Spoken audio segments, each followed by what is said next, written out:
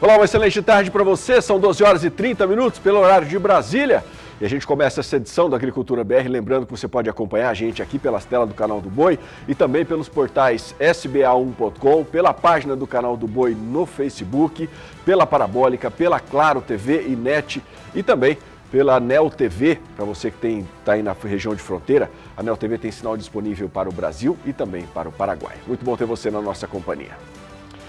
Bom, eu inicio o programa de hoje falando sobre o mercado da soja. O mercado segue em estabilidade no mercado internacional e na Bolsa de Chicago a oleaginosa segue com oscilações para os valores no mercado futuro. Sobre esse assunto, Fabiano Reis, titular aqui da Agricultura BR, conversou com o analista da Pátria Agronegócios, Matheus Pereira. Você tem agora destaques relacionados a milho, trigo e principalmente soja. E para falar a respeito destes temas, mas principalmente sobre o mercado da oleaginosa, eu vou conversar ao vivo com o Matheus Pereira da Pátria Agronegócios, que nos traz informações para que o produtor consiga entender melhor os negócios e, claro, fazer aí os melhores, as melhores posições, ter a melhor rentabilidade.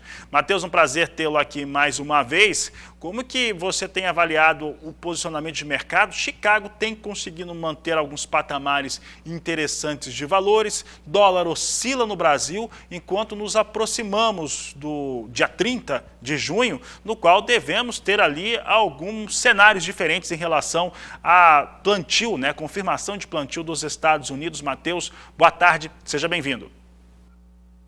Boa tarde, meu amigo Fabiano, prazerão estar aqui falando com vocês.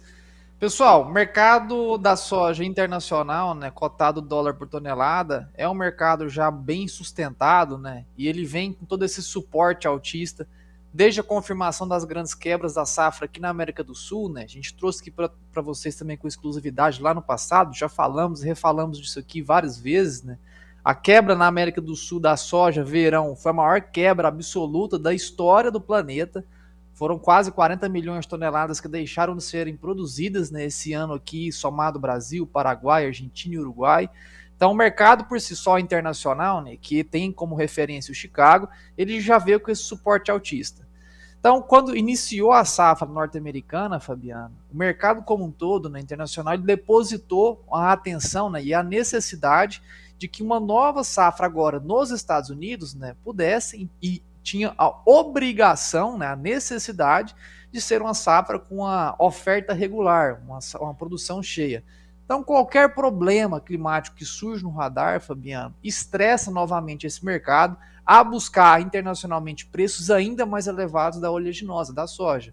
E nesse exato momento, meu cara, a gente tem esse problema se formando no radar, após uma problemática de plantio lá no começo da temporada de plantio, há quase 45 dias atrás nos Estados Unidos, a gente teve um desenvolvimento de plantio saudável nos Estados Unidos, caminhando agora para a retinha final de plantio, tanto soja quanto milho, estão hoje dentro de um cenário propício ao plantio, Porém, a partir do 10 de junho, Fabiano, e já aproximando do dia 23 de junho, que é o início do verão no hemisfério norte, o início do verão nos Estados Unidos, a gente tem a expansão de uma massa de ar seco de alta pressão sobre os Estados Unidos, que vem trazendo aí grandes preocupações sobre a qualidade das lavouras estabelecidas.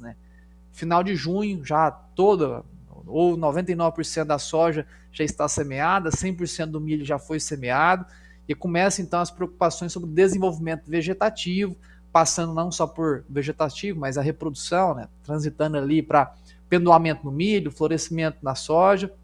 Então, onde começam as preocupações sobre a qualidade das lavouras em campo. E as preocupações já começam agora trazendo, sim, uma preocupação diante desse padrão mais seco para o verão norte-americano. Que junto com isso, Fabiano, a gente tem agora, sexta-feira, dia 10, a gente tem a publicação do novo relatório de oferta e demanda do USDA. O relatório não está com tanta expectativa, mas como você já bem disse, meu amigo, para o dia 30, sim, a especulação está com olhos bem abertos para esse novo relatório, onde o USDA deve trazer um novo balanço, um novo ajuste das áreas plantadas, tanto soja quanto milho, quanto outras culturas, mas soja e milho principalmente, a gente vê, na nossa visão aqui da Pátria, a gente vê a capacidade de uma redução, mesmo que pouquinho, mas uma redução sim, para a área de soja, migrando para a área de milho, visto a rentabilidade projetada para o produtor rural norte-americano para o milho, que estava mais alto do que a soja nesses últimos 3 meses. Então, essa pequena redução de área, somada a essas preocupações com a seca de verão, durante o verão norte-americano, tem dado um novo aí gatilho de alta, um novo suporte de altas ao mercado internacional da soja, Fabiano. Matheus, pensando aqui alguns posicionamentos, se você lembrou muito bem de algumas questões que nós vamos ter a partir de agora, além do desenvolvimento, neste momento, de uma maneira até mais natural em relação à safra norte-americana, temos também as questões que ficam fora dos parâmetros do mercado da soja, do milho e mesmo do trigo. Por exemplo, a questão da Rússia e da Ucrânia. O quanto que isso, neste momento, de fato, impacta nos negócios em Chicago e que vão afetar, com isso, a comercialização da oleaginosa brasileira? Olha, Fabiano, os impactos do conflito Rússia e Ucrânia, né, a gente sempre deixou muito claro que na nossa visão aqui da pátria são efeitos, né, mais secundários ao mercado da oleaginosa, né? A gente tem efeitos primários em toda a cadeia de cereais, porém, na oleaginosa por si só, a Rússia, nem mesmo a Ucrânia, são grandes produtores ou consumidores do grão in natura. A Rússia é um grande produtor, um grande extrator de fertilizantes minerais, né, que nós aqui nas Américas utilizamos. Acaba por consequência secundária, a gente poderia ter uma expectativa, faltou fertilizantes, vai faltar capacidade de expansão de área. Não é esse o caso.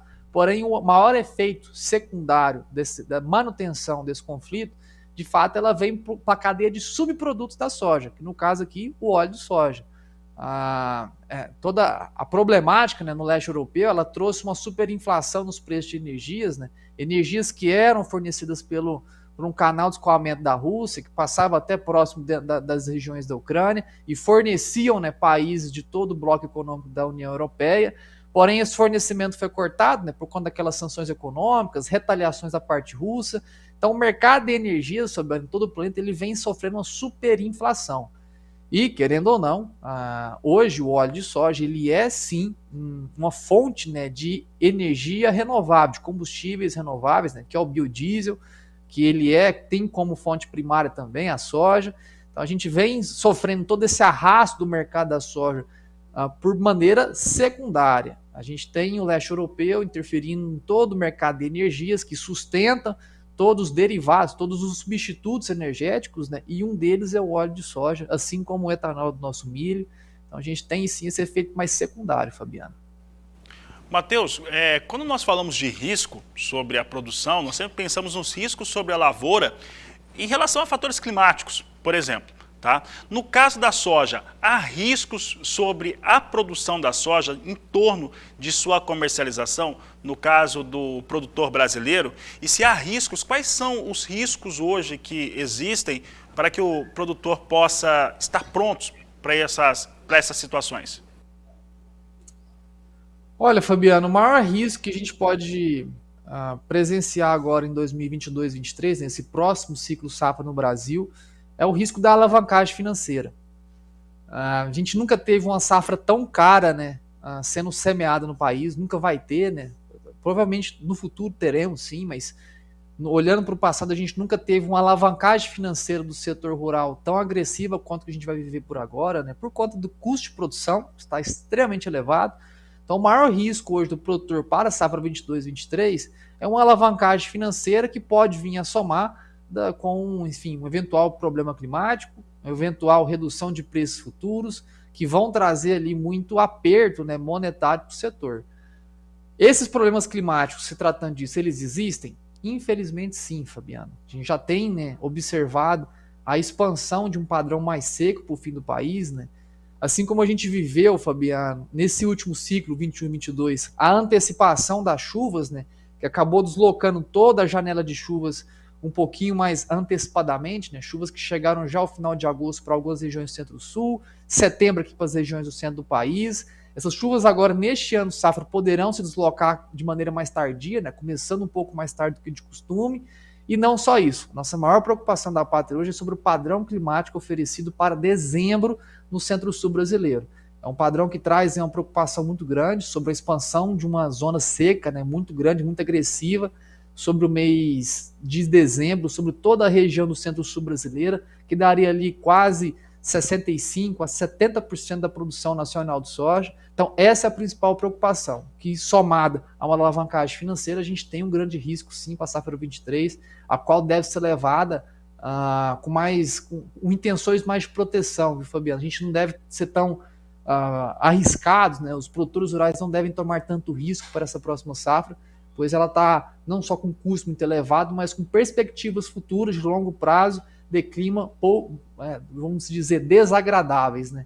Clima, longo prazo, a taxa de assertividade é grande? Não é, Fabiano, porém, né, dentre as leituras que temos hoje de longo prazo, a gente usa os melhores modelos do planeta, não existe nada melhor que possa ser usado por agora, e infelizmente esses modelos trazem sim essa expansão de seca, que é uma preocupação, Fabiano.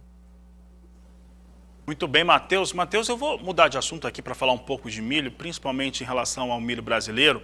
Eu lembro que na semana passada a Pátria estava trazendo seus dados em relação a como que estava o andamento da colheita aqui no país e vinha mostrando aquilo que nós temos visto no campo. É a safra que vem sendo colhida em tempo recorde. Enquanto ela vai sendo colhida, nós temos visto também, principalmente no mercado futuro, com a exceção desta última segunda-feira, nós temos visto um mercado futuro mostrando valores mais baixos para o milho. Matheus, o começo de colheita costuma ter talhões com produtividades melhores.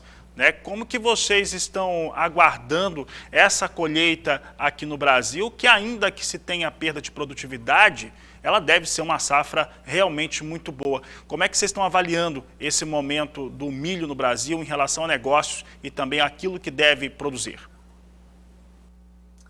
Muito bem, Fabiano.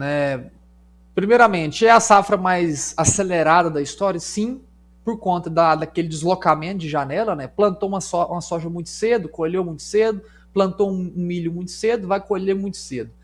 Não só isso, né? A capacidade operacional do produtor esse ano está mais elevada também, talvez é a maior da história.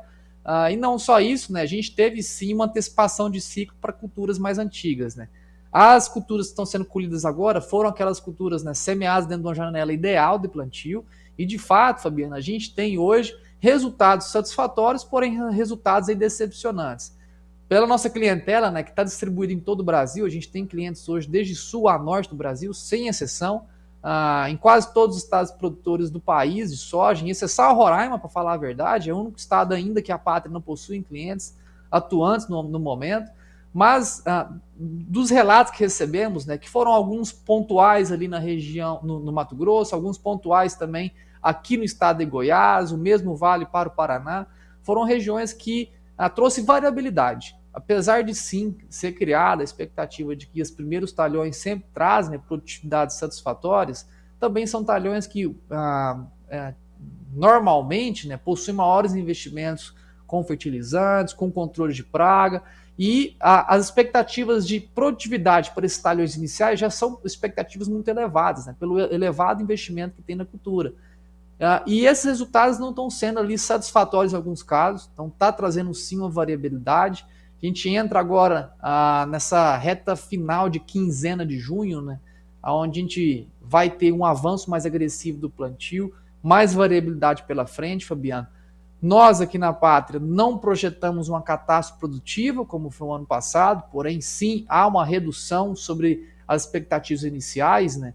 As expectativas iniciais que vieram em torno de 89, 88 milhões de toneladas. Hoje, no nosso número aqui atualizado, há 10 dias atrás, estimávamos, né, algo em torno de 82,9, 83 milhões de toneladas colhidas, né, que seria uma redução, algo em torno de 5,5 a 6 milhões de toneladas de perdas, né, não só pela falta de chuvas no centro do país, que houve, especialmente aqui em Goiás, partes ali do leste do Mato Grosso, próximo, né, ao Vale do Araguaia, juntamente com o Triângulo Mineiro, e a parte ali do nordeste do Mato Grosso do Sul, que foram regiões que sofreram com secas de quase 50 dias em alguns talhões, Fabiano.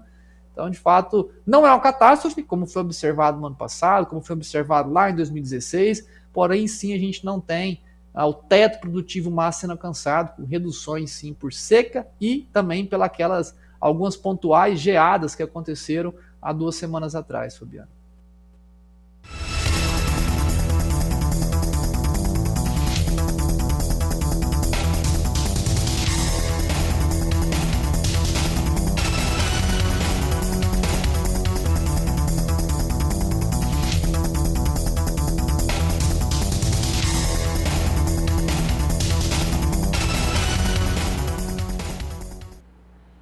Bom, você vê alguns números relativos à soja em algumas regiões aqui do país e a gente segue falando sobre soja porque o vazio sanitário da soja teve início no último dia 5 em São Paulo. As informações com o repórter Gustavo D'Angelo.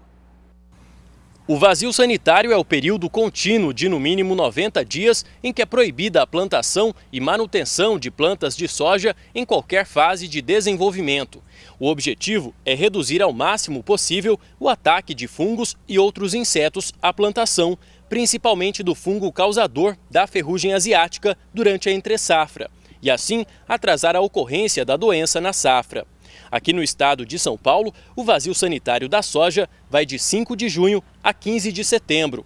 Cabe ao produtor manter o vazio sanitário e eliminar as plantas voluntárias de soja nas culturas subsequentes. De Araçatuba, São Paulo, Gustavo D'Angelo. Obrigado, Gustavo. Vamos dar uma olhada então em mais números relacionados à cotação da soja. Está entrando aqui na tela para você acompanhar comigo em casa. Não é agora a soja? Aí, agora sim. Mercado futuro da soja na Bolsa de Chicago. Negociado nos contratos para julho de 2022, 17 dólares 75 mais 2, alta de 2,03%. Lembrando que a cotação é em bushel, tá? Em dólar por bushel. E nos contratos para agosto de 2022, você acompanha comigo, 16 dólares e 84, alta de 1,28%.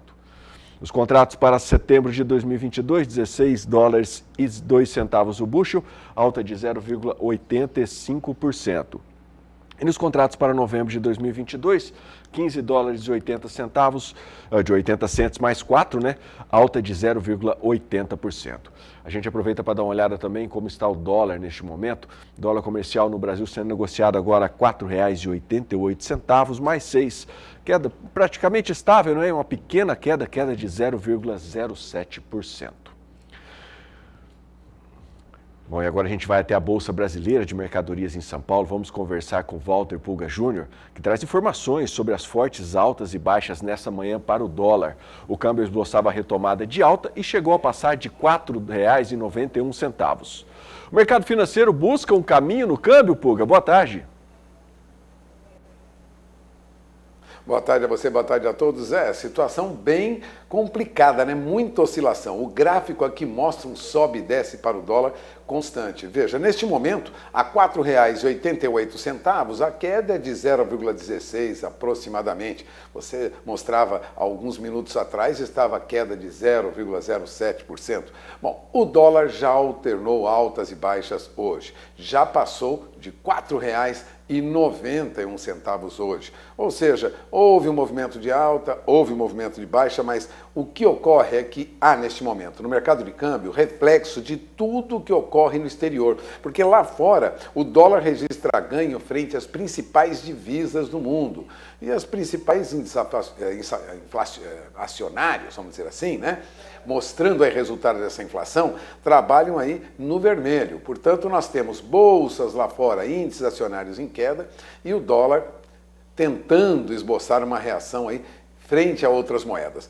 Tanto que o índice dólar opera perto dos 103 mil pontos. Agora, aos 102.945 pontos, tem uma alta de 0,38%, 0,39%. Ou seja, há uma valorização do dólar frente a outras moedas. Tudo isso diante de um quadro inflacionário mundial que preocupa todo o mercado financeiro internacional e as políticas de juros que determinam agora, que são implantadas pelos bancos centrais, né, como conter essa inflação mundial. E está muito difícil, como lembravam analistas, por exemplo, da Fortrade, corretora, o Carlos Baldan, né? Ele diz que o cenário nesse momento é muito negativo. Bom, e o que acontece com o petróleo é que também traz aí a perspectiva de preços em alta em todo o mundo. Porque o petróleo nesta madrugada já passava, e eu falo do petróleo tipo Brent, que é o petróleo mais valorizado, passava de 124 dólares o barril. Neste momento, petróleo tipo Brent tem uma leve queda de 0,32%, mas ainda acima de 123 dólares e 19 centes o barril. Lembrando que está praticamente $1 abaixo do valor negociado na madrugada. Temos observado nos últimos dias, né, que o dólar avança, ou melhor, o petróleo avança junto com essa desvalorização do dólar, né, com a desvalorização das demais moedas e valorização do dólar, de modo que o que nós temos aí é petróleo cada vez mais caro. Isso indica energia mais cara lá na frente e inflação em todos os países, ou seja, vai encarecer mesmo transporte, custo de combustíveis, lógico, transporte e, lógico, o preço das mercadorias que são transportadas. Enquanto isso, aqui no Brasil, os produtores aguardam a retomada daqueles financiamentos prometidos, né, já planificados no chamado Plano Safra, que não saíram. Temos ainda recursos de 24 bilhões de reais presos, enquanto não há um remanejamento no orçamento do governo, trazendo pelo menos 868 milhões de reais para subsidiar o financiamento, o crédito do Plano Safra. E diante disso, o que acontece? O produtor está procurando as letras de crédito do agronegócio. A suspensão desde fevereiro daquelas contratações do crédito rural com juros subsidiado pelo Plano Safra e a escassez de dinheiro de outras origens, né, forçaram aí ao produtor uma corrida por recursos chamados recursos livres, foram aos bancos. Esse movimento abriu espaço para que letras de crédito do agronegócio avançassem em financiamento do produtor rural. Para se ter uma ideia, essas LCAs, né, letras de crédito do agronegócio, são mais baratas para as instituições financeiras que as demais fontes, o dinheiro de tesouraria, né, e são mais viáveis também para quem pretende investir no agro. Esses títulos alimentaram a contratação já de mais de 26 bilhões e 200 milhões de reais entre fevereiro e maio agora. De julho do ano passado para cá, quando nós começamos a safra 21-22, as LCAs, as letras de crédito do agronegócio, já fomentaram mais de 49 bilhões e 300 milhões de reais em empréstimos que os bancos fizeram ao setor agropecuário e foram agora a segunda fonte principal de recurso para financiamento. Lembrando que no período anterior, LCA significava um movimento perto do 4º lugar entre os recursos que foram carreados para a agropecuária brasileira, para financiar a agropecuária. Agora já sobe para 2º lugar. Enquanto não tivermos liberação de recursos do Plano Safra atual, que termina agora no final de junho, vamos recorrer às LCAs. É o que o produtor está fazendo e é o que vemos aí nos resultados divulgados recentemente pela imprensa brasileira. É esperar agora que os recursos sejam liberados rapidamente, o que parece não vai ocorrer até o final do mês de junho. 24 bilhões retidos em financiamento nos cofres do governo. É com você. E vai fazer falta, né, Puga? Obrigado. Bom, vamos acompanhar agora o preço da soja negociada nos portos brasileiros. Você está vendo na tela aqui comigo, já vai entrar em tela cheia para você em casa. Com entrega para junho e julho, o Porto de Santos segue com R$ 201 a saca e Paranaguá também mantém os mesmos preços, R$ 201 a saca. Segue em mudança, né? Ontem os preços marcavam R$ 200 para a oleaginosa no Porto e hoje você acompanha aí leve alta. As informações são da Granos Corretora. Bom, são 12 horas e 53 minutos, hora do nosso primeiro intervalo comercial aqui nesta edição do Agricultura BR. E no próximo bloco, peço para você permanecer aí, porque o assunto vai ser seguro agrícola. E você vai saber quais os principais cuidados na hora de contratar. Nós vamos esclarecer essas e outras perguntas já no próximo bloco. Fica por aí, a parada é rapidinho, daqui a pouco eu estou de volta. 12 horas e 55, já estamos de volta. Como é que está o tempo aí na sua região? De ontem para cá, mudança brusca aqui no Mato Grosso do Sul, queda acentuada de temperatura. Mas a gente vai saber agora todos os detalhes acompanhando o Agroclima com a Julia Marques. E o destaque, claro, é para o frio que chega até a região sudeste do Brasil. Não é isso mesmo, Julia? Vem o frio, que deve aumentar em toda a região, mas sem risco de geadas. Na atualização dos modelos, o frio mais intenso vem a partir da madrugada de domingo, com mínimas entre 6 e 9 graus, prevista também para segunda e terça-feira. No sul, os temporais atingem o Paraná. Em áreas ao norte, oeste e noroeste do estado, tem risco de chuva volumosa com forte intensidade, acompanhada de trovoadas. Com a umidade em solo bastante elevada na região, acaba dificultando as atividades de plantio das culturas de inverno, como canola, aveia e trigo. No centro-oeste, a onda de frio também será sentida, a começar pela madrugada do sábado e ganhando força na manhã de domingo.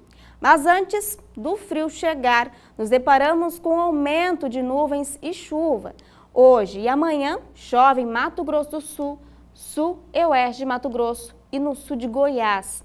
Até mesmo a região norte sentirá os efeitos dessa onda de ar frio nos estados de Rondônia, Acre, sul do Amazonas, que apresentam aí queda acentuada nas temperaturas, com mínimas oscilando entre 15 e 18 graus. E para o Nordeste, o destaque continua sendo a chuva volumosa, que castiga o leste da região.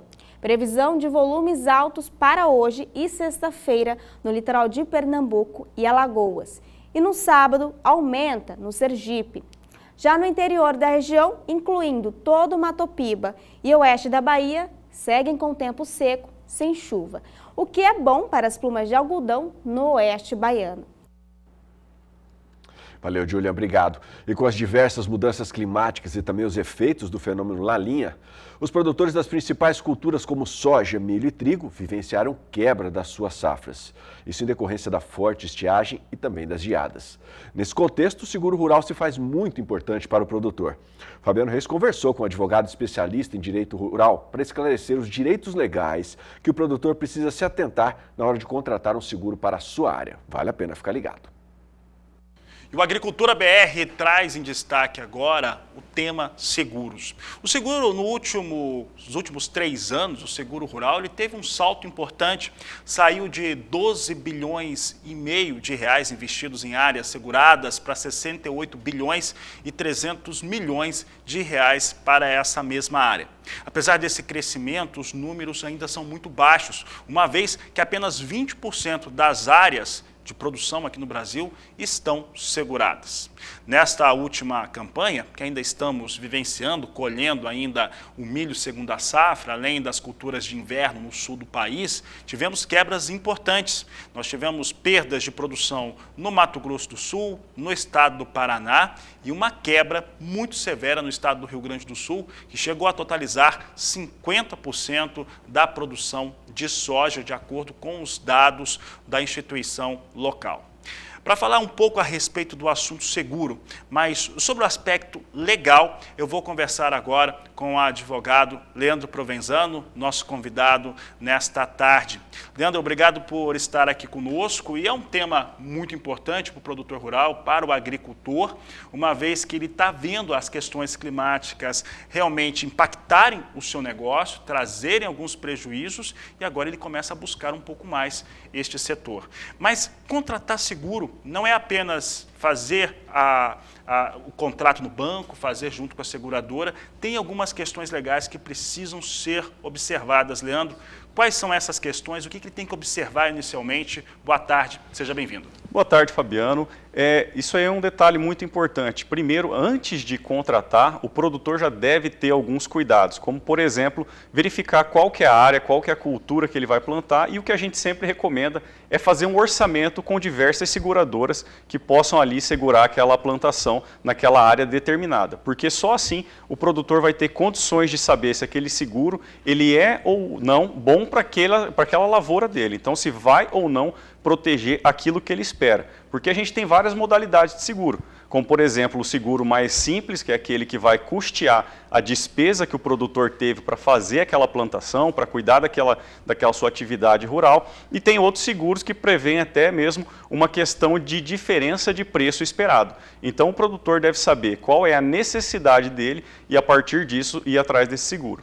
Leandro, pensando principalmente nas questões de campo e os riscos sobre as suas áreas de produção do produtor, as lavouras, quais são os problemas que costumam ocorrer quando você está cobrindo, de fato, a área de produção ou a produtividade que ela deve gerar para conseguir cobrir os custos posteriormente? Bom, nesse caso ele vai ver qual que é o valor que ele pegou para fazer aquela plantação, qual que foi o gasto total, e esse é o ponto inicial que ele deve ter para acionar o seguro, para contratar esse seguro, melhor dizendo. Então, nesse caso, ele vai verificar se ele vai ter aquele limite máximo da apólice, vai cobrir essas despesas, para que ele não seja obrigado a paralisar aquela atividade por falta de dinheiro. Então, essa falta de recurso pode comprometer a próxima plantação. Então, ele vai interromper a atividade rural e esse, na verdade, é o objetivo do seguro. Ele deve ali manter aquela condição de permanecer na cadeia produtiva e não ser interrompido por uma intempérie climática.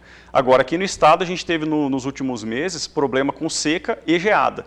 Isso aí afetou diversos produtores e esses produtores que tinham seguro conseguiram fazer frente às despesas e conseguiram, então, continuar a sua produção rural, ainda que com essas intempéries climáticas afetando a sua lavoura. Leandro, pelas pontuações que têm sido feitas, principalmente em relação aos levantamentos, o Departamento de Agricultura norte-americano, por exemplo, tem o NOAA, que vem mostrando cenários que vão ficando cada vez mais complicados a respeito de clima. Então é muito provável que ao passo que nós tenhamos problemas climáticos vindos sobre as lavouras, um custo de produção que não para de subir, que os seguros, o número de seguros realmente aumente, não só no Brasil, mas também em outras partes do mundo. Aqui no Brasil estava falando 20% das áreas são seguradas, mas você tem aí Índia, tem China, Estados Unidos, que chega a 60% das áreas de produção seguradas. O Brasil hoje está preparado sobre o aspecto legal em relação a uma elevação tão forte assim dessas áreas de trabalho sendo cobertas, estando sob cobertura? Bom, falando que as operações de crédito, o Brasil está preparado. A legislação, ela também é eficaz. Então, a gente não tem nenhum problema com a legislação em relação a esse sentido. O que há é que é uma questão cultural do brasileiro. Ainda nós não adotamos a questão do seguro. E não falo só do produtor rural, nós, como pessoas físicas, também não temos esse hábito de ter seguros. Então, a gente é mais preocupado com a questão do carro, mas, por exemplo, muitos profissionais não têm um seguro profissional. Então, é uma questão cultural, mas o país ele está preparado para receber, inclusive, esse aumento no número de quantidade de seguro. Porque, como é uma questão cultural, a gente tem cerca de 20% das áreas seguradas, então dessa forma, se houver esse aumento expressivo, como teve o ano passado, para esse ano, creio que foi um aumento de 103% no número de contratações, o país está preparado. O que falta realmente é o produtor rural ir atrás desse seguro, fazer a contratação e até mesmo procurar aquele programa de subvenção do governo federal, que vai custear parte do prêmio desse seguro. Leandro, eu estive no Rio Grande do Sul agora recentemente, estava participando da feira Expo Direto, lá na Cotrijal, em Nome Toque. Eu pude conversar com muitos produtores, né, e eles estavam falando a respeito do acionamento de seguros. E o produtor, ele acaba fazendo, às vezes, algo que está no contrato de seguro, que ele precisa esperar o técnico lá, o analista, ir ao campo para fazer essa vistoria, para fazer esse trabalho, antes de colocar a máquina e colher. E muitos estavam tentando acelerar o processo, já pensando, no caso deles, no cultivo do trigo. Esse tipo de ação, quando o produtor fez errado, já cometeu o equívoco de fazer isso, e é uma área segurada, tem como ter alguma reversão, tem como ter algum tipo de ação junto à seguradora para retornar para essas áreas que já estavam seguradas? Bom, tem sim. Primeiro que a gente sempre recomenda que o produtor, antes de antecipar a colheita, ele só faça isso com a autorização da seguradora. Agora, há casos em que a seguradora demora tanto para dar essa resposta, demora tanto para fazer essa autorização, que o produtor ele é obrigado a fazer a colheita independente dessa autorização, sob pena de ter um prejuízo ainda maior do que ele já teve. Então, nesse caso, judicialmente, a gente consegue reverter essa situação, porque a gente vai verificar ali que houve uma falha na prestação do serviço da seguradora. Ela não pode demorar para enviar um técnico para realizar aquela vistoria, ela não pode demorar para autorizar esse produtor rural a fazer a colheita, e isso vai caracterizar num aumento ainda maior do prejuízo desse produtor. Então, quando acontece esse tipo de problema, é quando o produtor deve buscar um apoio jurídico para que juridicamente, por meio de uma ação judicial, o judiciário possa então obrigar com que essa seguradora pague aquela indenização prevista na apólice. Tá certo, Leandro. Para encerrarmos a nossa entrevista, tradicionalmente nós temos o produtor rural brasileiro, ele tem uma uma forma de pensar, né, que já é meio tradicional. Você falou da questão cultural de não fazer seguro. E o que ele pensa? Normalmente é assim no campo, agora está mudando um pouco, ainda bem, mas a safra de verão, que normalmente é a soja, ela tem menos risco climático. Isso, claro, todo ano o risco climático dela é menor. Então ele não faz seguros dessas áreas. Agora subiu um pouco. O produtor gaúcho, o produtor do sul do Brasil, do Mato Grosso do Sul, já teve perdas fortes neste ano. Então é capaz de termos uma alteração. Já na safra de inverno, nós temos aí uma elevação muito maior sobre os contratos feitos, até porque é uma safra que vai ter, segunda safra ou safra de inverno, ela vai ter risco de geada, ela tem risco de seca, ela tem vários riscos climáticos sobre ela. Essa próxima safra agora, 22-23, a partir de setembro, ela vai ter uma outra questão, que é uma safra no qual fertilizante é muito caro, que os problemas causados pela invasão russa fazem com que o insumo fique muito caro no mundo todo. Então ele tem uma safra que ele vai usar menos fertilizante e aquele fertilizante que ele usar vai ser muito caro. Nunca foi tão importante fazer seguros, né? Quais seriam as observações para o produtor rural fazer esse seguro pensando na campanha 22-23? Bom, o fato é que ele deve colocar essa despesa do seguro como parte do custo daquela produção. Então, independente de ter um risco maior ou menor, independente da safra, aquilo ali deve fazer parte da despesa do produtor. Porque à medida que há um risco maior, como essa questão do clima, o preço dessa apólice vai ficar mais caro, à medida em que a seguradora ela coloca o preço dela pautada num cálculo matemático e estatístico de risco. Então, se tem menos risco nessa fase, com certeza o preço da apólice vai ser mais barato. Então, o apelo que eu faço é que o produtor coloque esse prêmio, esse valor do seguro, que chama prêmio, em cima das despesas que ele vai ter da produção. Porque isso é o que vai garantir com que ele não interrompa a sua atividade rural e aí, independente dos problemas climáticos, ele vai prosseguir com a atividade e não vai ter problema, que gera uma expectativa de ganho para ele, mas também é uma expectativa para o próprio país, que precisa produzir alimento, precisamos alimentar o mundo e interromper essa produção é extremamente prejudicial, não só para o produtor individual, mas também para o país. Tá certo, Leandro Provenzano, eu agradeço a sua participação aqui no Agricultura BR, no Canal do Boi. Eu que agradeço, boa tarde. Uma ótima tarde, conversamos com o Leandro Provenzano, advogado, falando sobre seguros. Confira agora cotações de mercado.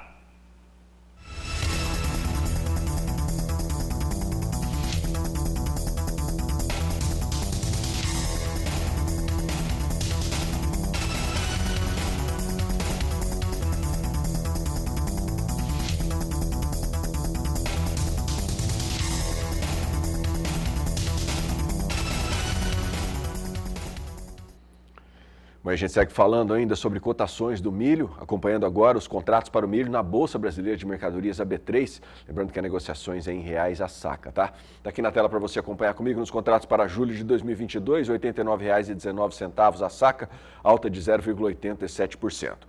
Os contratos para setembro de 2022, R$ 92,75, alta de 1,60%. Nos contratos para novembro deste ano, R$ 94,05, alta de 1,65%.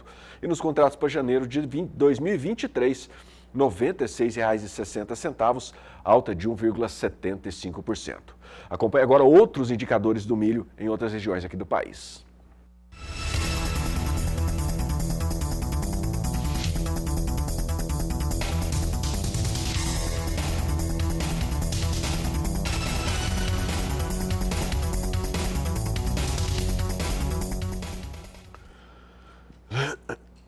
Agora as negociações do mercado futuro do milho na Bolsa de Chicago.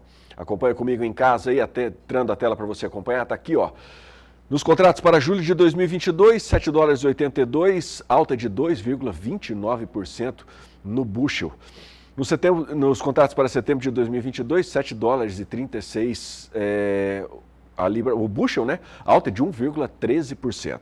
Nos contratos para dezembro de 2022, $7,23 mais 4, alta de 0,80%. E nos contratos para março de 2023, $7,28 mais 28 centos mais 2, né? Alta de 0,76%. Bom, e em Goiás, o destaque é para o crescimento na produção de trigo em 2022. Estimativas da Conab apontam recorde de volume no estado. Ana Paula Bellini, de Goiânia, tem as informações. Esses números foram divulgados pelo Agro em Dados, boletim da Secretaria de Agricultura aqui do estado. Em Goiás, a semeadura das lavouras de trigo já está concluída e a expectativa também é de resultado recorde na produção, colocando o estado como o sexto no ranking nacional. O boletim aponta um crescimento de 35,7% na produção goiana de trigo em relação à safra anterior e pode chegar a 175 mil toneladas, uma média de 3 toneladas por hectare. Em Goiás, também teve aumento na área plantada de 60 mil hectares, 9% de aumento em relação à safra passada. Cristalina aparece em primeiro lugar entre os municípios que mais produzem o cereal aqui no estado. Goiás não exporta trigo em grãos desde 2018, mas tem mercado para a farinha de trigo produzida no estado, produto com valor agregado, tendo a Venezuela como principal destino. De acordo com a Conab, o país deve produzir 8 milhões de toneladas do cereal, um crescimento de 5,9% em relação ao ciclo anterior. De Goiânia, Ana Paula Bellini.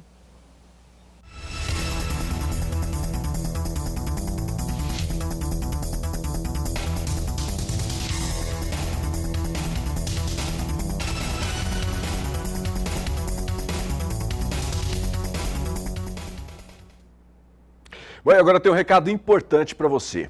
Olha só, quem é do campo sabe que para a criação correr certinha, a gente precisa dos melhores parceiros do nosso lado. E quando o assunto é investir e custear a produção, o Banco do Brasil está sempre presente com crédito para custeio rápido, que você solicita direto no aplicativo.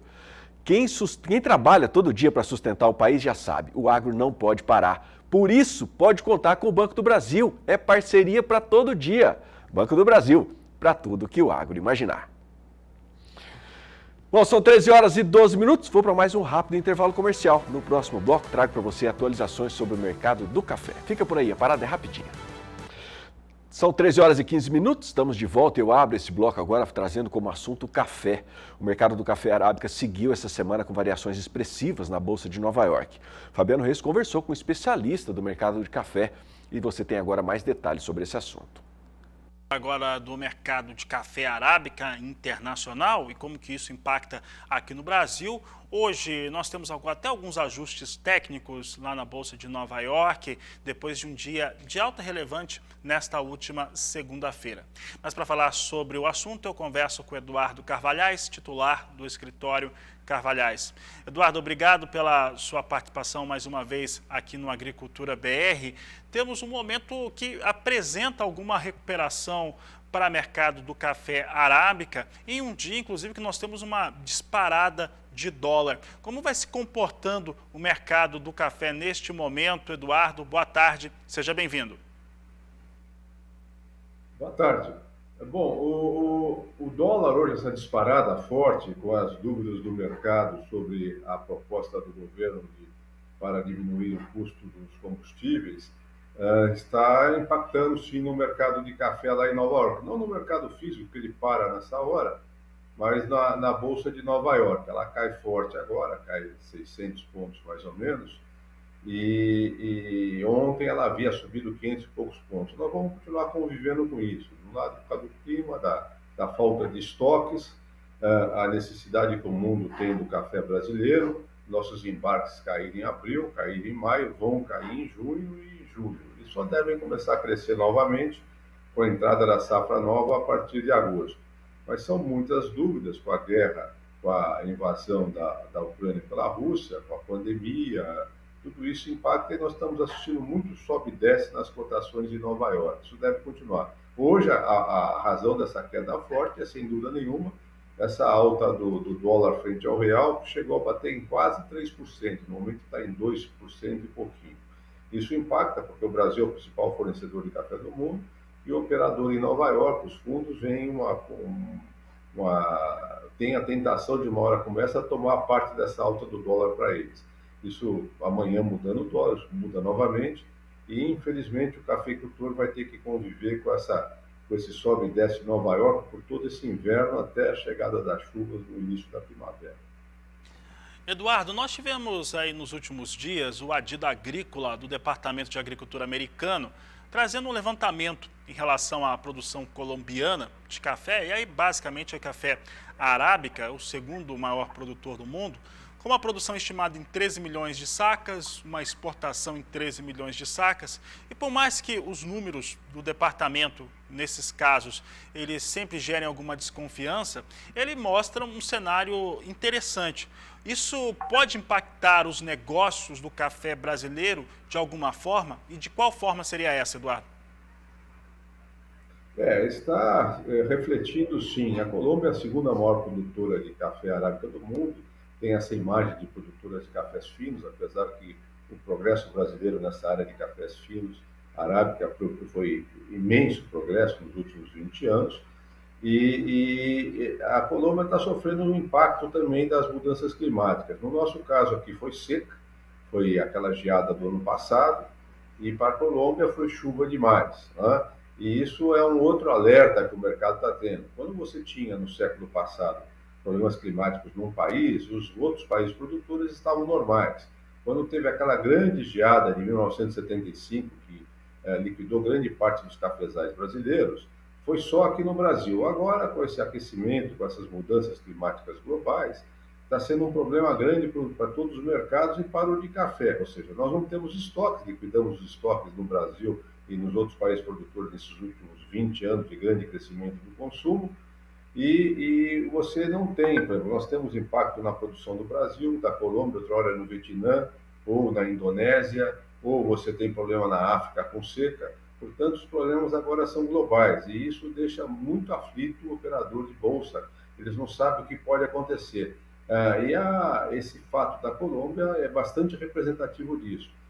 Caiu, eles já foram produtores aí até de 17 milhões de sacos no passado, estão aí patinando entre 12 e 14 milhões, e parece difícil que eles consigam sair disso no curto prazo.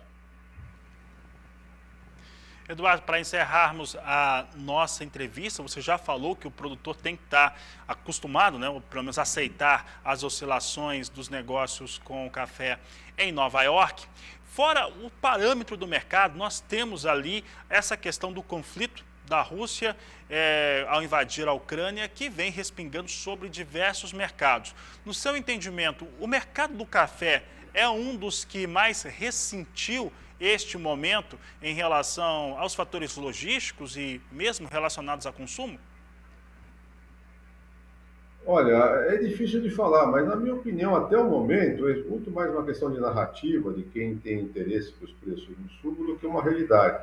Há um impacto, eles são consumidores de café razoáveis, mas a produção mundial caiu, e vamos dizer, o pessoal está tentando arrumar novos caminhos para que o café chegue lá, principalmente o café solúvel. É óbvio que isso preocupa o mercado, preocupa a gente também aqui, mas a tendência, o consumo lá não vai a zero, né? E a uma certa altura aí à frente eles devem, pelo menos, deixar esse conflito mais brando. Eu não acho que isso impacte no consumo mundial do modo decisivo nos próximos meses. Até por causa disso, em algum lugar o consumo vai ter que cair para se equilibrar com a produção mundial. Por enquanto é mais narrativa, mais para se tentar manipular o preço de café do que uma realidade. Se a guerra continuar forte, nós vamos ter que rever esse modo de pensar.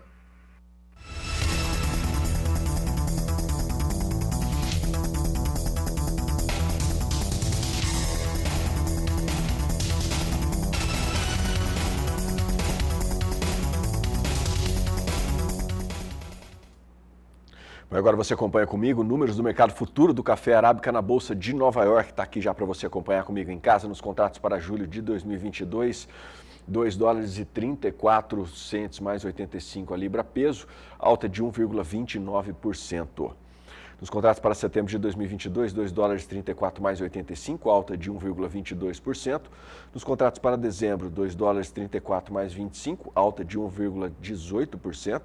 E nos contratos para março de 2023, 2 dólares 33 mais 5, a alta é de 1,15%.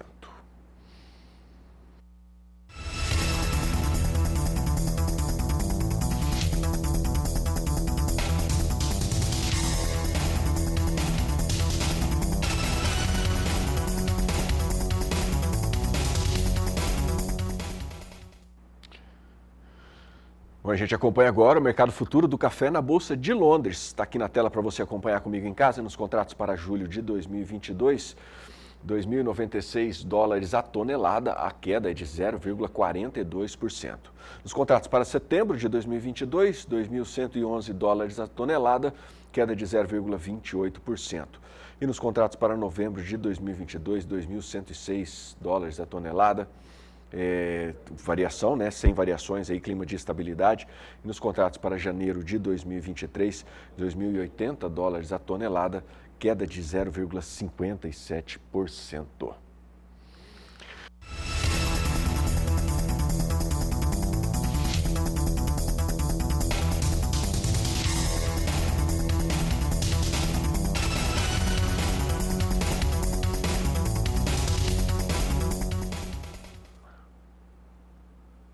Bom, e fico alerta, estamos em uma época favorável para a ocorrência da leprose dos citros, doença que afeta principalmente a produção de laranja.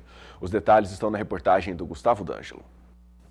A leprose é uma das principais doenças da citricultura e está em expansão no cinturão citrícola nos últimos 6 anos, tendo participação crescente na taxa de queda de frutos. Na safra 2021-2022, a doença foi a quarta responsável pela queda prematura de frutos, com quase 3%, o que corresponde a 9,5 milhões de caixas perdidas por conta do aumento da doença. Além da queda, a leprose também provoca redução da vida útil da árvore debilitada pela desfolha e seca dos ramos. O vírus da leprose dos citros afeta principalmente as laranjeiras doces e é transmitido por um ácaro que caminha a curtas distâncias e também pode ser transportado em material de colheita, pelo vento e por plantas e frutos infestados. Esse ácaro, ao adquirir o vírus e inocular esse vírus nas plantas, principalmente nas laranjeiras, que são as variedades mais suscetíveis, ele vai causar o aparecimento de lesões locais no ponto em que ele fez a sua alimentação. Com ocorrência durante todo o ano, o crescimento populacional do ácaro da leprose é mais favorecido durante o crescimento dos frutos e por períodos de deficiência hídrica, quando exige maior atenção no manejo da doença. O período de maior incidência dessa doença ocorre quando o ácaro se multiplica mais. Como ele gosta de períodos mais secos e se multiplica nos frutos, então coincide com o período de crescimento dos frutos durante o outono e inverno. Então a gente tem maiores incidências do ácaro transmitindo a doença de abril até agosto, início de setembro, quando aí começam as chuvas e a população do ácaro tende a diminuir. Segundo o pesquisador do Fundecitrus, a principal estratégia de manejo da doença é manter a população do ácaro em níveis baixos pela aplicação de acaricidas.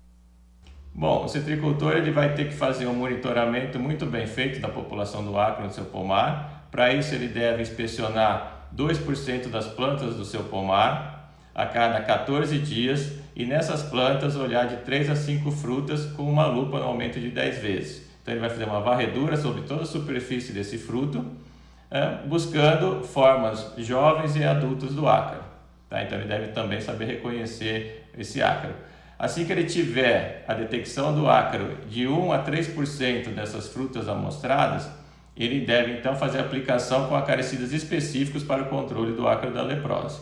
Esses acaricidas eles apresentam diferentes modos de ação e é muito importante que o citricultor rotacione, ou seja, não aplique o mesmo acaricida que tem o mesmo modo de ação sequencialmente. Ele deve sempre alternar os produtos com diferentes modos de ação. Uma outra medida complementar ao controle da leprose é o citricultor fazer a poda de ramos atacados e a retirada de frutos com sintomas da planta doente, para evitar que o ácaro adquira esse vírus e transmita para outras plantas e outros frutos.